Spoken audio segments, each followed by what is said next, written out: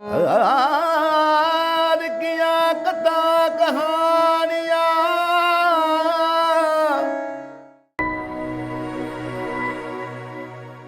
ਨਾਸਰੋ ਮਨਸੂਰ ਗੁਰ ਗੋਬਿੰਦ ਸਿੰਘ ਏਜ ਦੀ ਮਨਜ਼ੂਰ ਗੁਰ ਗੋਬਿੰਦ ਸਿੰਘ ਹੱਕ ਰਾਗੰਜੂਰ ਗੁਰ ਗੋਬਿੰਦ ਸਿੰਘ ਜ਼ੁਮਲਾ ਫੈਜ਼ ਨੂਰ ਗੁਰ ਗੋਬਿੰਦ ਸਿੰਘ। ਕਾਬਲੇ ਅਦਬ ਪਰਮ ਸਨਮਾਨਯੋਗ ਛਤਰ ਚਵਰ ਤਖਤ ਦੇ ਮਾਲਕ ਸਾਹਿਬ ਸਤਿਗੁਰੂ ਧੰਨ ਸ੍ਰੀ ਗੁਰੂ ਗ੍ਰੰਥ ਸਾਹਿਬ ਮਹਾਰਾਜ ਜੀ ਦੀ ਮਹਾਨ ਬਖਸ਼ਿਸ਼ ਸਦਕਾ ਅੱਜ ਆਪਾਂ ਕਲਗੀਧਰ ਪਿਤਾ ਧੰਨ ਗੁਰੂ ਗੋਬਿੰਦ ਸਿੰਘ ਮਹਾਰਾਜ ਜੀ ਹੋਣਾ ਦੇ ਪਾਵਨ ਪਵਿੱਤਰ ਗੁਰਤਾ ਗੱਦੀ ਦਿਵਸ ਦੇ ਸੰਬੰਧ ਵਿੱਚ ਇਤਿਹਾਸ ਸਾਂਝਾ ਕਰਨਾ ਹੈ। ਕਰੋ ਕਿਰਪਾ ਵਿਚਾਰ ਦੀ ਪ੍ਰਾਰੰਭਤਾ ਕਰਨ ਤੋਂ ਪਹਿਲਾਂ ਗੁਰੂ ਬਖਸ਼ੀ ਫਤਿਹ ਪ੍ਰਵਾਨ ਕਰੋ। ਆਖੋ ਜੀ ਵਾਹਿਗੁਰੂ ਜੀ ਕਾ ਖਾਲਸਾ ਵਾਹਿਗੁਰੂ ਜੀ ਕੀ ਫਤਿਹ। ਧੰਨ ਗੁਰੂ ਕਲਗੀਧਰ ਪਾਤਸ਼ਾਹ ਮਹਾਰਾਜ ਜੀ ਹੋਣਾ ਦਾ ਜਦੋਂ ਅਸੀਂ ਗੁਰਤਾ ਗੱਦੀ ਦੇ ਸੰਬੰਧ ਵਿੱਚ ਇਤਿਹਾਸ ਪੜ੍ਹਾਂਗੇ, ਦਰਸ਼ਨ ਕਰਾਂਗੇ, ਦੀਦਾਰ ਕਰਾਂਗੇ ਤਾਂ ਸਤਿਗੁਰੂ ਮਹਾਰਾਜ ਜੀ ਕਿਉਂਕਿ 1666 ਦਾ ਸਤਿਗੁਰਾਂ ਦਾ ਪ੍ਰਕਾਸ਼ ਹੈ ਪਟਨਾ ਸਾਹਿਬ ਦੀ ਧਰਤੀ ਦਾ,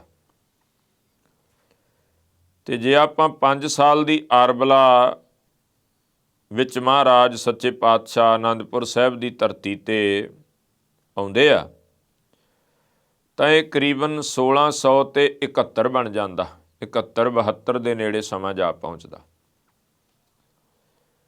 ਤੇ ਉਹਦੇ ਨਾਲ ਨਾਲ ਗੁਰੂ ਤੇਗ ਬਹਾਦਰ ਸਾਹਿਬ ਮਹਾਰਾਜ ਜੀ ਦੀ ਸ਼ਹਾਦਤ ਜਿਹੜੀ ਹੈ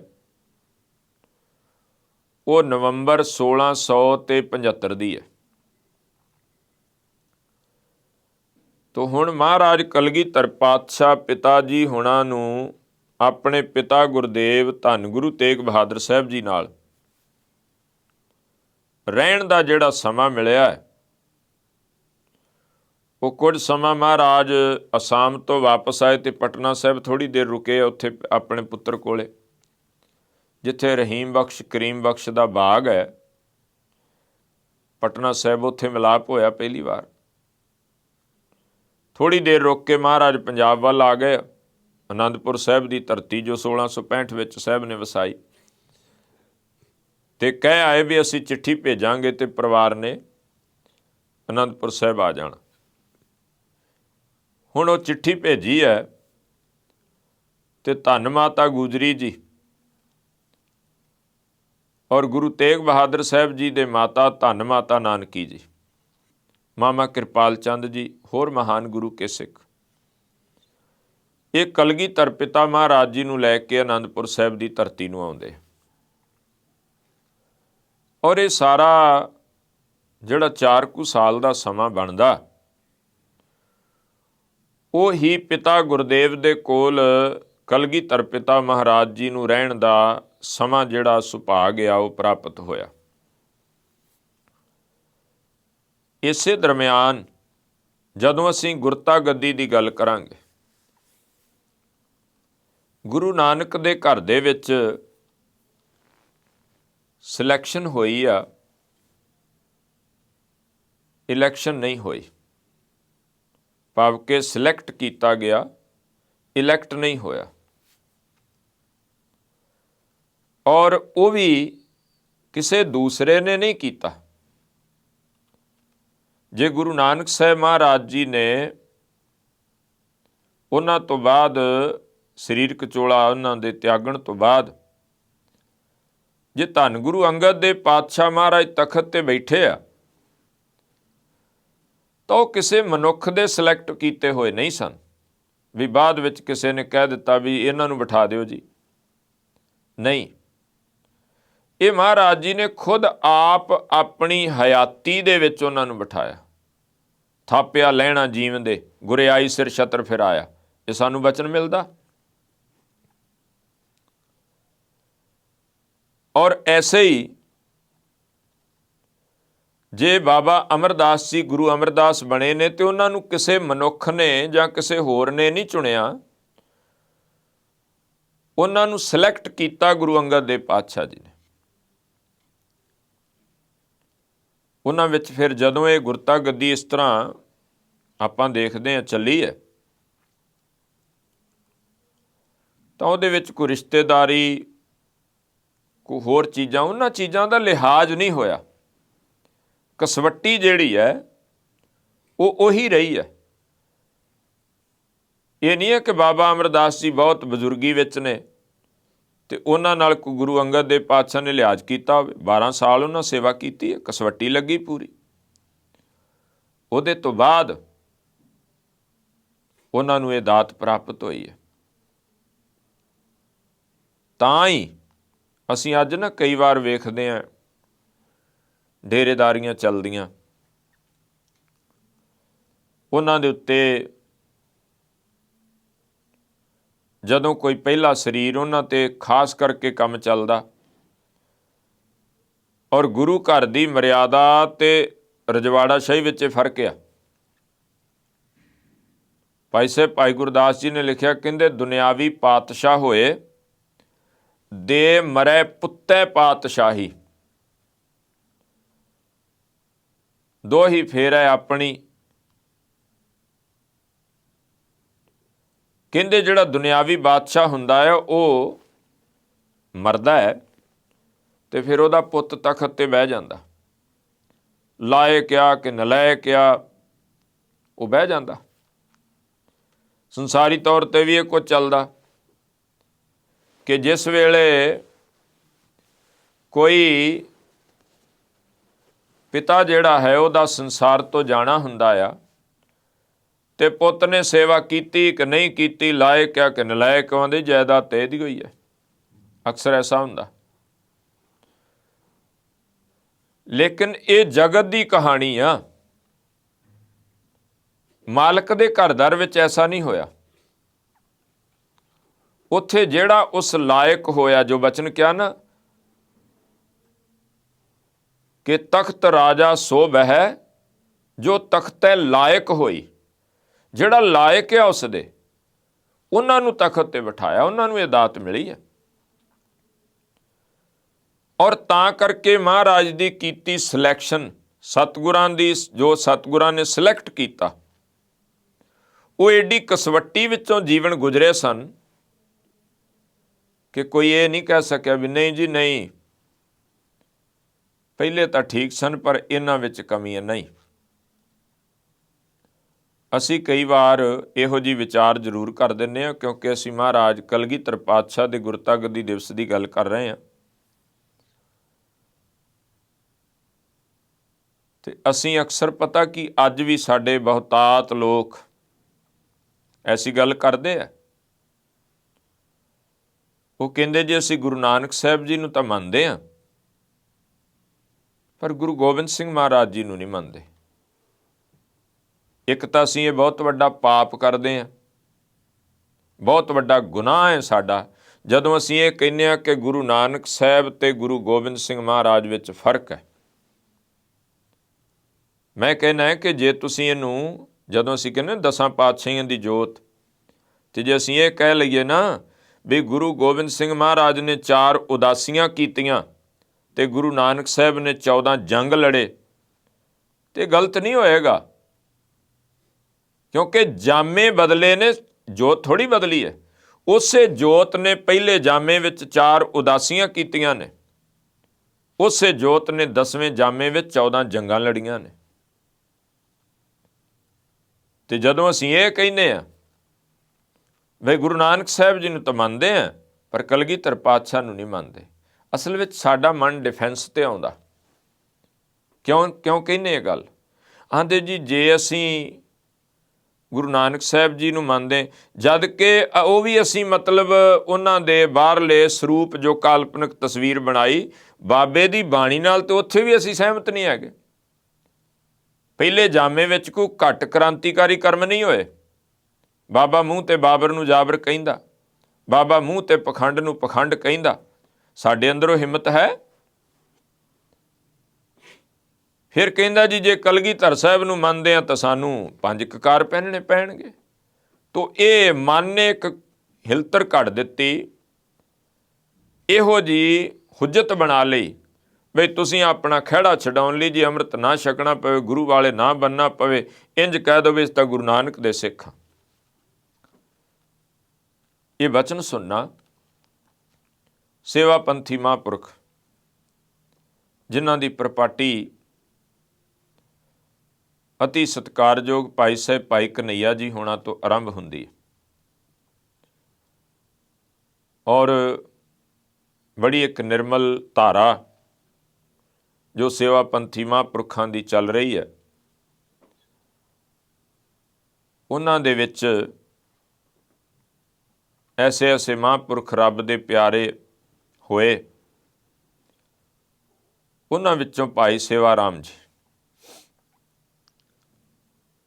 ਉਹਨਾਂ ਲਾਹੌਰ ਦੀ ਧਰਤੀ ਤੇ ਕਿਸੇ ਆਪਣੇ ਮੁਸਲਮਾਨ ਫਕੀਰ ਸੱਜਣ ਸੀ, ਉਹ ਮਿੱਤਰਤਾ ਰੱਬ ਦੇ ਪਿਆਰਿਆਂ ਦੀ। ਆਮ ਲੋਕ ਲੜਦੇ ਆ, ਧਰਮੀ ਬੰਦੇ ਨਹੀਂ ਲੜਦੇ। ਜਿਨ੍ਹਾਂ ਨੂੰ ਧਰਮ ਦੀ ਸਮਝ ਆ ਜਾਂਦੀ ਨਾ, ਇੱਕ ਧਿਆਨ ਜ਼ਰੂਰ ਕਰਨਾ। ਹੁਣ ਤੁਸੀਂ ਆਖੋਗੇ ਜੀ ਇਹ ਤਾਂ ਸਾਧੂ ਲੜਦੇ ਆਪਸ ਵਿੱਚ। ਅਸਲ 'ਚ ਜਿੱਦਣ ਸਾਧੂ ਹੋ ਗਿਆ ਉਦਣ ਲੜਾਈ ਨਹੀਂ ਹੋਣੀ। ਪਹਿਰਾਵੇ ਪਾਏ ਆ, ਪਹਿਰਾਵਿਆਂ ਵਾਲੇ ਧਰਮੀ ਲੜਦੇ ਆ। ਜਿਹੜੇ ਅਸਲ ਧਰਮੀ ਉੱਥੇ ਤਾਂ ਝਗੜੇ ਹੀ ਮੁੱਕ ਜਾਂਦੇ ਆ। ਉਹ ਮਿੱਤਰਤਾ ਸੀ, ਉਹਨਾਂ ਨੂੰ ਮਿਲਣ ਵਾਸਤੇ ਕਿਤੇ ਗਏ ਤੋ ਬਹਾਦਰ ਸ਼ਾਹ ਵੀ ਕਿਤੇ ਉੱਥੇ ਆ ਗਿਆ। ਉਹ ਆਪਣੇ ਉਸ ਫਕੀਰ ਨੂੰ ਮਿਲਣ ਵਾਸਤੇ, ਉਹ ਮਿਲਣ ਵਾਸਤੇ ਆਇਆ। ਉਹਨੇ ਆ ਕੇ ਦੁਆ ਸਲਾਮ ਕੀਤੀ ਫਕੀਰ ਨੂੰ। ਤੇ ਮਹਾਂਪੁਰਖ ਸੇਵਾ ਪੰਥੀ ਪਿਆਰਿਆਂ ਦਾ ਵੇਖ ਕੇ ਨਾ ਪਹਿਰਾਵਾ, ਕਹਿੰਦੇ ਵੀ ਇਹ ਮਰੇਲੇ ਗੁਰੂ ਦਾ ਸਿੱਖ ਆ। ਮਰੇਲਾ ਸ਼ਬਦ ਜਿਹੜਾ ਹੈ ਇਹਦਾ ਮਤਲਬ ਹੁੰਦਾ ਲੜਾਕਾ।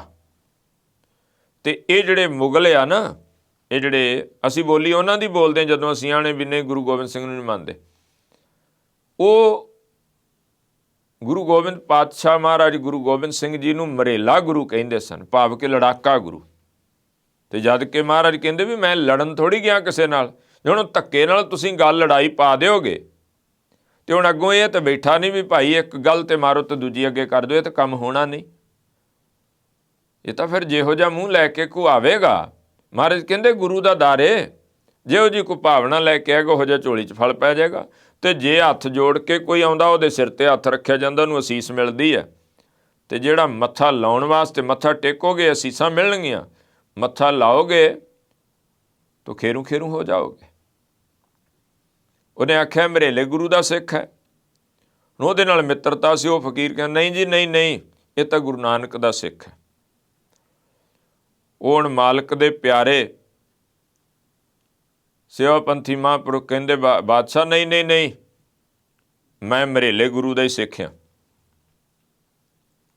ਉਹ ਇੰਨੀ ਜੁਰਤ ਨਾਲ ਕਿਹਾ, ਬਹਾਦਰ ਸ਼ਾਹ ਕੁਛ ਬੋਲ ਨਹੀਂ ਸਕਿਆ, ਉੱਠ ਕੇ ਤੁਰ ਪਿਆ।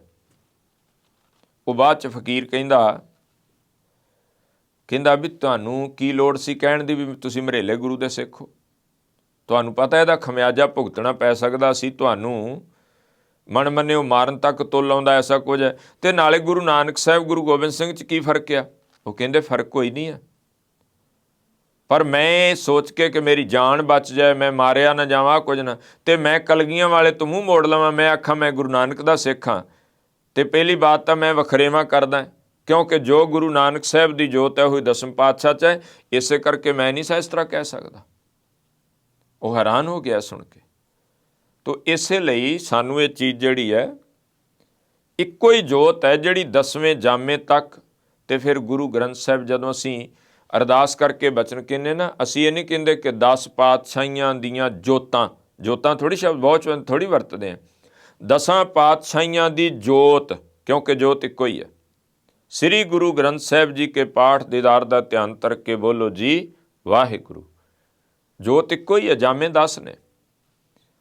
ਤਾਂ ਉਸ ਦਾਤੇ ਨੂੰ ਜਦੋਂ ਗੁਰਤਾ ਗੱਦੀ ਦੀ ਦਾਤ ਮਿਲਣੀ ਹੈ ਤੇ ਮਹਾਰਾਜ ਜੀ ਨੇ ਕਸਵੱਟੀ ਲਾਈ ਹੈ, ਪੁੱਤਰ ਨੂੰ ਪਰਖਿਆ। ਕਸ਼ਮੀਰੀ ਪੰਡਤ ਆਏ ਨੇ, ਉਹਨਾਂ ਨੇ ਜਦੋਂ ਇਹ ਆਖਿਆ ਵੀ ਸਾਡਾ ਧਰਮ ਖਤਰੇ 'ਚ ਹੈ, ਤੇ ਮਹਾਰਾਜ ਕਲਗੀਧਰ ਪਾਤਸ਼ਾਹ ਆ ਗਏ ਕੋਲ, ਵੇਖ ਕੇ ਉਹਨਾਂ ਦੀ ਵੇਸ਼-ਭੂਸ਼ਾ, ਕਹਿੰਦੇ ਜੀ ਇਹ ਕੌਣ ਹੈ? ਪਿਤਾ ਗੁਰਦੇਵ ਜੀ। ਤੇ ਦੱਸਿਆ ਜੀ ਇਹ ਕਸ਼ਮੀਰੀ ਪੰਡਤ ਨੇ, ਇਹਨਾਂ ਦਾ ਧਰਮ ਖਤਰੇ 'ਚ ਹੈ, ਬਾਦਸ਼ਾਹ ਧੱਕੇ ਨਾਲ ਇਹਨਾਂ ਨੂੰ ਮੁਸਲਮਾਨ ਬਣਾ ਰਹੇ। ਮਹਾਰਾਜ ਕਹਿੰਦੇ ਤਾਂ ਗਲਤ ਹੈ, ਇਹ ਤਾਂ ਨਾ ਇਨਸਾਫੀ ਹੈ, ਨਹੀਂ ਹੋਣੀ ਚਾਹੀਦੀ, ਧੱਕਾ ਹੋ ਰਿਹਾ। ਗੁਰੂ ਨਾਨਕ ਦੇ ਘਰ ਨੇ ਹਮੇਸ਼ਾ ਧੱਕੇ ਵਿਰੁੱਧ ਆਵਾਜ਼ ਬੁਲੰਦ ਕੀਤੀ ਹੈ। ਗੁਰੂ ਨਾਨਕ ਦੀ ਸੋਚ ਨੂੰ ਪਰਨਾਇਆ ਹੋਇਆਂ ਨੇ ਹਮੇਸ਼ਾ ਧੱਕੇ ਵਿਰੁੱਧ ਆਵਾਜ਼ ਬੁਲੰਦ ਕੀਤੀ ਹੈ। ਉਹ ਚਾਹੇ ਅੱਜ ਦੇ ਹਾਲਾਤ ਹੋਣ, ਚਾਹੇ ਕਿਸਾਨਾਂ ਦੇ ਉੱਤੇ ਕਹਾਣੀ ਬਣੀ ਜ਼ਮੀਨਾਂ ਖੋਹਣ ਦੇ ਜਿਹੜੇ ਪ੍ਰਾਪੇਗੰਡੇ ਬਣ ਰਹੇ ਸਨ, ਕਾਰਪੋਰੇਟ ਘਰਾਣੇ ਜੋ ਕੁਝ ਕੀਤਾ ਜਾ ਰਿਹਾ ਸੀ, ਜੋ ਉਹਦੇ ਵਿਰੁੱਧ ਸ਼ੁਰੂਆਤ ਹੋਈ ਹੈ, ਸਾਥ ਸਾਰਿਆਂ ਨੇ ਦਿੱਤਾ, ਸਭ ਉਸ ਲੜਾਈ ਦਾ ਹਿੱਸਾ ਬਣੇ। ਲੇਕਿਨ ਇਸ ਧੱਕੇ ਵਿਰੁੱਧ ਆਵਾਜ਼ ਬੁਲੰਦ ਫਿਰ ਉਸ ਗੁਰੂ ਨਾਨਕ ਦੀ ਸੋਚ ਨੂੰ ਪਰਨਾਇਆ ਨੇ ਕੀਤੀ ਕਿ ਭਾਈ ਨਹੀਂ, ਇਹ ਗਲਤ ਹੋ ਰਿਹਾ, ਧੱਕਾ ਹੋ ਰਿਹਾ, ਨਹੀਂ ਹੋਣਾ ਚਾਹੀਦਾ। ਔਰ ਕਲਗੀਧਰ ਪਾਤਸ਼ਾਹ ਕਹਿੰਦੇ ਤਾਂ ਗਲਤ ਕਰ ਰਿਹਾ ਬਾਦਸ਼ਾਹ, ਨਹੀਂ ਹੋਣਾ ਚਾਹੀਦਾ ਇਸ ਤਰ੍ਹਾਂ। ਕਹਿੰਦੇ ਫਿਰ ਇਹਨੂੰ ਰੋਕਣਾ ਚਾਹੀਦਾ।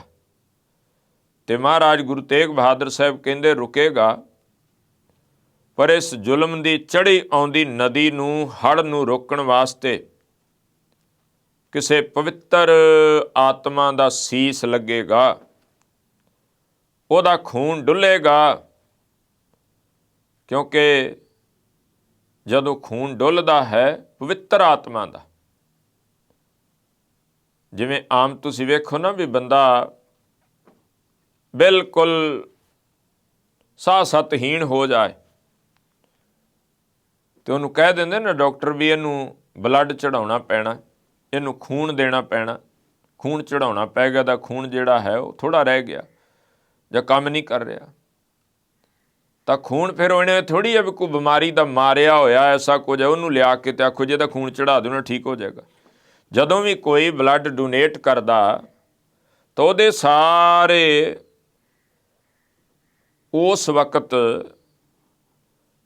ਜਿਹੜੇ ਨੇ ਉਹ ਚੈੱਕਅਪ ਹੁੰਦਾ ਆ, ਉਹਦੇ ਖੂਨ ਦਾ ਸੈਂਪਲ ਲੈ ਕੇ ਉਹਨੂੰ ਬਕਾਇਦਾ ਲੈਬੋਰਟਰੀ ਦੇ ਅੰਦਰ ਵੱਖ-ਵੱਖ ਤਰੀਕੇ ਦੇ ਨਾਲ ਉਹਨੂੰ ਚੈੱਕ ਕੀਤਾ ਜਾਂਦਾ, ਤੇ ਜਦੋਂ ਉਹਦੇ ਵਿੱਚ ਉਹ ਸ਼ੁੱਧਤਾ ਦੀ ਮਾਤਰਾ ਹੁੰਦੀ ਫਿਰ ਕਿਸੇ ਇੱਕ ਇਨਸਾਨ ਨੂੰ ਚੜ੍ਹਾਇਆ ਜਾਂਦਾ ਵੀ ਹਾਂ ਇਹ ਠੀਕ ਆ। ਹੁਣ ਜਿਹੜਾ ਬੰਦਾ ਪਹਿਲਾਂ ਹੀ ਰੋਗੀ ਹੈ ਉਹਦਾ ਖੂਨ ਕਿਸੇ ਦੂਸਰੇ ਨੂੰ ਚੜ੍ਹਾ ਕੇ ਤਾਂ ਰੋਗੀ ਉਹ ਮਰ ਜਾਏਗਾ।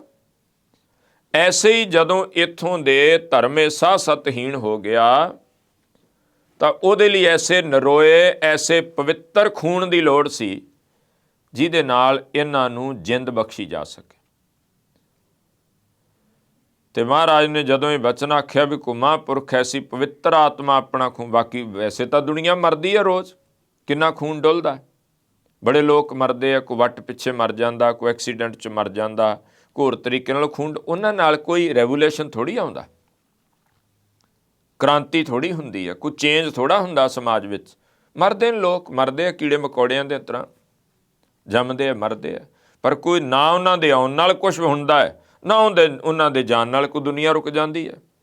ਪਰ ਜਦੋਂ ਕੋਈ ਕਮਾਈ ਵਾਲਾ ਜੀਵਨ ਆਪਣਾ ਖੂਨ ਡੋਲਦਾ, ਔਰ ਜਦੋਂ ਇਹ ਸ਼ਬਦ ਆਖਿਆ ਕਸਵੱਟੀ ਸੀ, ਕਲਗੀਧਰ ਪਿਤਾ ਦਾ ਜਵਾਬ ਅੱਗੋਂ ਕੀ ਸੀ?